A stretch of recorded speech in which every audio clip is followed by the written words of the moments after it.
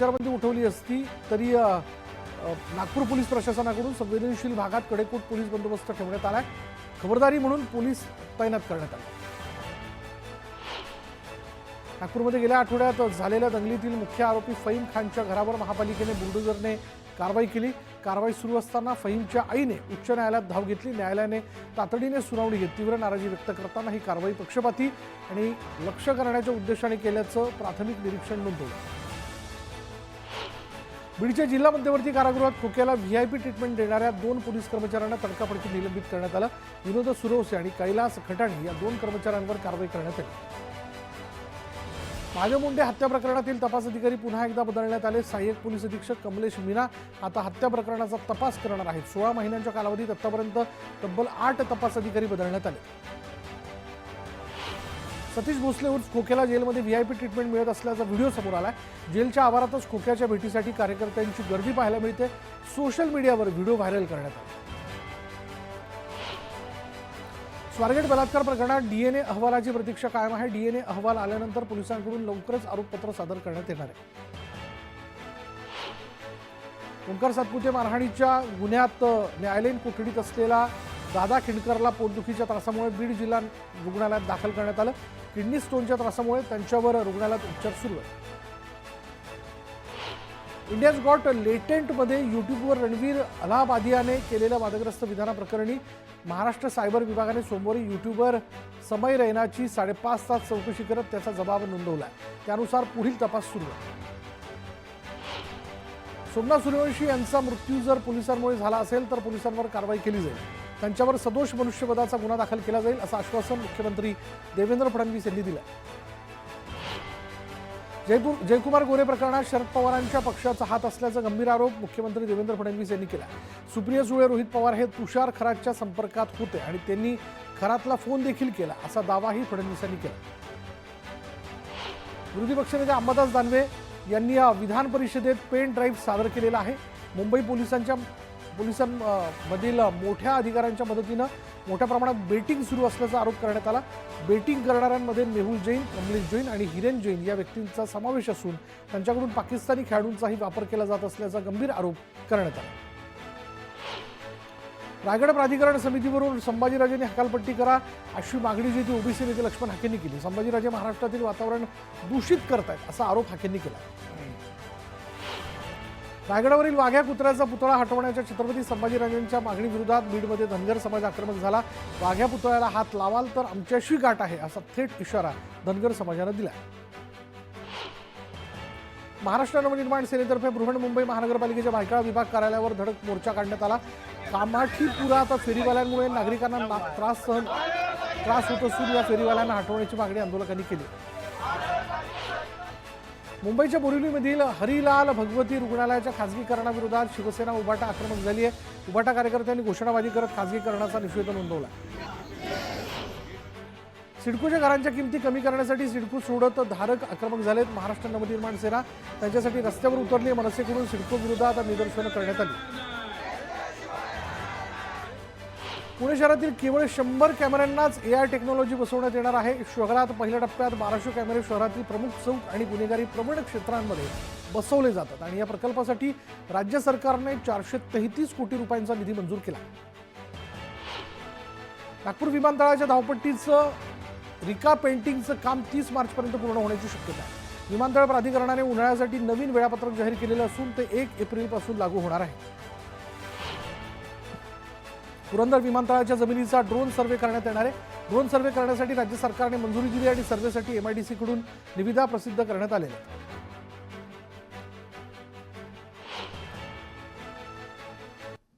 आणि आता एक ब्रेकिंग न्यूज की पुण्यात जिल्हाधिकारी कार्यालयावर पाण्यासाठी महिलांनी हंडा मोर्चा काढला। फुरसुंगी कचरा डेपो बाधित भागात गेले कित्येक वर्ष पाणी प्रश्न सुटत नसल्यानं अखेर त्यांचा संयम संपला आणि ग्रामस्थांनी मोर्चा काढला। या मोर्चात मोठ्या संख्येनं महिला हंडा घेऊन सहभागी झाल्या।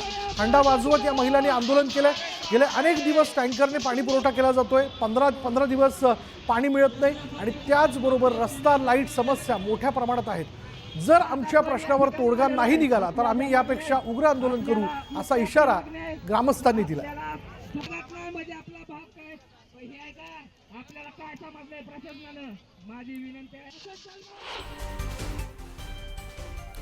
नंदुरबार नगरपालिकेची कर भरण्याची अंतिम मुदत अवघ्या 5 दिवसांवरती येऊन ठेपली. दरम्यान अशातही केवळ 35 ते 40% कर वसुली पूर्ण झाली आहे. नागरिकांना तातडीने कर भरण्याचं आवाहन पालिकेने केलं.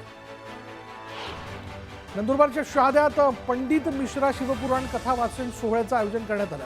1 ते 5 एप्रिल दरम्यान हा कार्यक्रम होणार असून यासाठी जय्यत तयारी करण्यात आली आहे. या कार्यक्रमासाठी जुना मोहिदा रस्त्याची दुरुस्ती केली जात असल्यानं नागरिकांनाही दिलासा मिळाला. बदलापूर अंबरनाथ उल्हासनगर इथल्या घनकचरा बदलापुरात संयुक्त घनकचरा व्यवस्थापन प्रकल्पाचं काम सुरू आहे. तब्बल 24 एकर जागेवर या प्रकल्पाचं काम सुरू असून त्याचा त्रास रहिवाशांना होतोय. वारंवार तक्रार करूनही प्रशासन दुर्लक्ष करत असल्यानं नागरिकांनी संताप व्यक्त केला.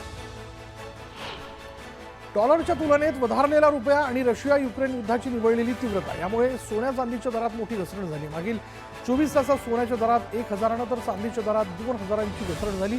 सोन्याचा दर प्रति तोळा 90,000 तर चांदीचा दर प्रति किलो 99,000वर गेला. जालन्याच्या कैलास बोराडे प्रकरणी उबाटाच्या तालुकाध्यक्षावर खोटा गुन्हा दाखल केल्याचा आरोप अंबादास दानवेंनी केला. स्थानिक नेत्यांच्या दबावामुळे हा गुन्हा दाखल करण्यात आला असं दानवे म्हणाले. वाशिमच्या रिसोड तालुक्यातील घोटा इथल्या शेत शिवारात अज्ञात व्यक्तीनं 3 शेतकऱ्यांच्या शेतातील लाखोंच्या साहित्याला आग लावत साहित्य जाळलं. लाखोंचं नुकसान होत असल्यानं शेतकरी हताश झाले. पुणे पोलिसांनी 8 कोटींचा 800 किलोचे अंमली पदार्थ जे आहेत ते नष्ट केलेत. रांजणगाव MIDCच्या एका कंपनीत ही कारवाई करण्यात आली. फहीम खानच्या घरावर ज्याप्रमाणे बुलडोझर चालवला त्याचप्रमाणे प्रशांत कोरटकरच्या घरावर बुलडोझर चालवावा अशी मागणी बुद्धूजीराजे भोसलेंनी केली आहे. प्रशांत कोरटकरवर देशद्रोहाचा गुन्हा दाखल करावा असं बुद्धूजीराजे म्हणाले. 3,500 कोटींच्या ड्रग्ज प्रकरणात फरार आरोपी संदीप धुनिया हा नेपाळ तुर्की मार्गे पळाला असल्याचा संशय असल्यानं त्याच्या प्रत्यार्पणासंदर्भात केंद्रीय यंत्रणांकडून प्रयत्न सुरू करण्यात आलेत अशी माहिती पुणे पोलीस आयुक्त अमितेश कुमार यांनी दिली. गोंदियाच्या नवेगाव नांझिरा व्याघ्र प्रकल्पातील प्राणी पाण्याच्या शोधात गावाकडे येत असल्याचं चित्र पाहायला मिळत आहे. पाण्याच्या शोधात एक अस्वल गावात आलं आणि एका झाडावर चढल्याचं दिसून आलं आणि यावेळी नागरिकांनी अस्वलाला पाहण्यासाठी गर्दी केली. दौंड शहरातील बोरावकीनगर भागातील संतापजनक घटना समोर आली. कचऱ्यात बरण्यांमध्ये भरून 6 ते 7 अर्बक जे ते फेकून दिल्याचा धक्कादायक प्रकार समोर आल्यानं एकच खळबळ उडाली आणि या प्रकरणी पोलिसांकडून अधिकचा तपास सुरू आहे. बीडचे जिल्हा शल्यचिकित्सक डॉक्टर अशोक थोरात यांचं निलंबन करण्यात आलं. अधिवेशनात कोविड काळात घोटाळा केल्याचा आरोप भाजप आमदार नमिता मुंदडा यांनी केला होता आणि या प्रश्नावर उत्तर देताना आरोग्यमंत्री प्रकाश आंबेडकर यांनी विधिमंडळात अशोक थोरातांच्या निलंबनाची घोषणा केली. कोपरगाव शहरात 2 गटात हाणामारी झाल्यानंतर एकमेकांविरोधात शहर पोलीस ठाण्यामध्ये गुन्हा दाखल करण्यात आला. हल्ला करून दहशत माजवणाऱ्या आरोपींवर कठोर कारवाई करावी या मागणीसाठी कोपरगाव शहर आणि तालुका बंदची हाक देण्यात आली. रत्नागिरी जिल्ह्यातील हर्णे केळशी मुख्य रस्त्यावर पाणीपुरवठा योजनेच्या दुरुस्तीच्या नावानं खोदून ठेवल्यानं वाहतूक बंद करण्यात आली आहे आणि त्यामुळे नागरिकांची मोठी गैरसोय होती. छत्तीसगडच्या बिजापूर जिल्ह्यात पोलीस माओवादी यांच्यात मोठी चकमक झाली आणि 3 माओवाद्यांचा खात्मा करण्यात यश आलं. 500हून अधिक जवानांनी माओवाद्यांच्या मोठ्या कॅडरला घेरलं. 2 दिवसांपूर्वी रत्नागिरी जिल्ह्यातील खेड ST आगारातील चालकानं मद्यधुंद अवस्थेत बेदरकारपणे बस चालवत प्रवाशांच्या जीवाशी खेळल्याप्रकरणी तक्रार करण्यात आली होती. या प्रकरणी उच्च परिवहन महामंडळानं निलंबनाची कारवाई केली. जालन्यात भाजपचे नेते रावसाहेब दानवे यांचा फुगडी खेळतानाचा व्हिडिओ चांगलाच व्हायरल झाला. जालन्याच्या अंबड तालुक्यातील बठाण बुद्रुक इथे दानवेंच्या वाढदिवसाच्या निमित्तानं भागवत कथेचं आयोजन करण्यात आलं होतं. महाडा नगरपालिकेच्या घंटागाड्यांच्या देखभाल आणि दुरुस्तीकडे महापालिकेने पूर्णपणे दुर्लक्ष केलं आणि या गाड्या अल्पावधीतच भंगारात टाकण्यात आल्या. सुमारे 5 ते 6 गाड्या पालिकेच्या परिसरात बंद अवस्थेत धूळ खात पडून आहेत. परभणीच्या राणी सावर गावात वीज वितरण कंपनीच्या DPला आग लागली. फायर ब्रिगेड आणि कर्मचारी वेळेत न पोहोचल्यानं नागरिकांनी पाण्याचा वापर करून आग विझवली. जालन्यात किरकोळ कारणावरून तरुणाला फायटर आणि बंदुकीच्या मुठीनं बेदम मारहाण करण्यात आली. हातात पिस्तल घेत नागरिकांमध्ये दहशत निर्माण करणारा आरोपी CCTV कॅमेऱ्यात कैद झाला. या प्रकरणी मंठा पोलीस ठाण्यामध्ये तक्रार दाखल करण्यात आली असून आरोपीचा शोध सुरू आहे. मालेगावात 6 जणांच्या टोळक्यानं व्यापाऱ्यांवर हल्ला करत त्यांना मारहाण केल्याचा धक्कादायक प्रकार समोर आला. या व्यापाऱ्यांकडून 25 लाख लुटून आरोपी फरार झाले. मुंबई आग्रा महामार्गावर ही घटना घडल्यानं नागरिकांमध्ये भीतीचं वातावरण निर्माण झालं. वाढत्या उन्हामुळे शाळेच्या वेळेत बदल करण्यासोबतच शाळेच्या मध्यान्ह भोजनात मुलांना सरबत, ताक ORS देण्याच्या सूचना देण्यात आल्या. उन्हाची तीव्रता लक्षात घेता शाळांकडून विद्यार्थ्यांची काळजी घेण्यात येते. दक्षिण सोलापूर तालुक्यातील गावडेवाडीचं ग्रामदैवत श्री मल्लिकार्जुन मंदिराचा कळशारोहण कार्यक्रम मोठ्या भक्तिभावाने साजरा करण्यात आला. गावडेवाडीतून भक्तिभावाने मिरवणूक काढण्यात आली.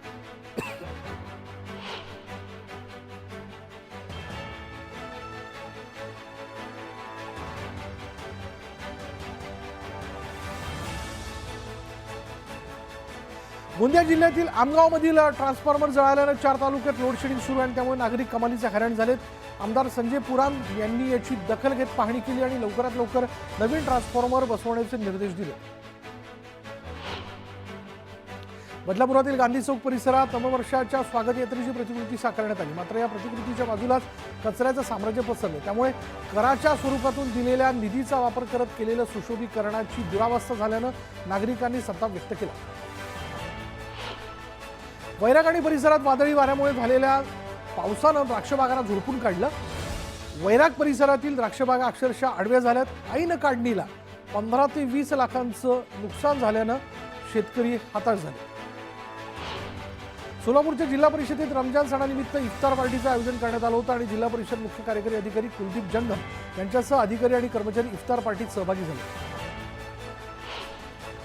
महावितरण अभय योजनेला आता केवळ 7 दिवस उरलेले आहेत. येत्या 31 मार्चला योजनेची मुदत संपते. पुणे परिमंडळामध्ये आतापर्यंत 10,306 ग्राहकांनी 27 कोटी 64 लाख रुपयांचा भरणा करून थकबाकी मुक्त मिळवली आहे. वर्ध्याच्या बजाज चौकात वाहतूक कोंडी होणं नित्याचीच बाब झाली आणि त्यामुळे तासनतास नागरिक वाहतूक कोंडीत अडकतात. मात्र एकही वाहतूक पोलीस हा नसल्यानं वाहन चालकांनी संताप व्यक्त केला. वारंवार आवाहन करूनही थकीत वीज बिलांचा भरणा न झाल्यामुळे पुणे परिमंडळामध्ये गेल्या 24 दिवसात 25,434 थकबाकीदारांचा वीज पुरवठा खंडित करण्यात आला. सद्यस्थितीत घरगुती, व्यावसायिक आणि औद्योगिक वीज ग्राहकांकडे अद्यापही 88 कोटी 45 लाख रुपयांची थकबाकी आहे. हिंगोली जिल्ह्यात हळद काढणीच्या कामांना आता वेग आलाय. शेतकऱ्यांचे मजूरही हळद काढणीच्या कामाला लागलेत. जिल्ह्यात जवळपास 32,000 हेक्टरहून अधिक क्षेत्रावर हळदीची लागवड करण्यात आली.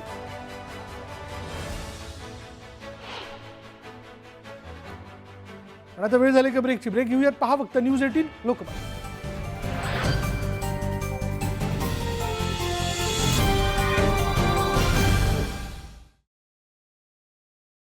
व्हिडिओ चित्रित करणाऱ्या तरुणावर गुन्हा दाखल करण्यात आला.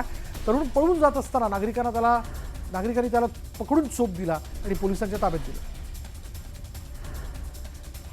उल्हासनगरमध्ये सराईत गुंडांविरोधात मोका अंतर्गत कारवाई करण्यात आलेली आहे. या गुंडांनी चेन स्नॅचिंग करत शहरात धुमाकूळ घातला होता आणि या कारवाईमुळे गुन्हेगारी पार्श्वभूमी असलेल्यांचं धाबदान आणलं. नालासोपारामध्ये एका दुकानात सिलेंडरचा स्फोट झाला. दुकानात ठेवलेल्या 6 सिलेंडरचा स्फोट झाला. सुदैवाने यात कोणतीही जीवितहानी झालेली नाही. अहिल्यानगरमध्ये डांबून ठेवलेल्या धरणगावच्या 15 ऊसतोड मजुरांची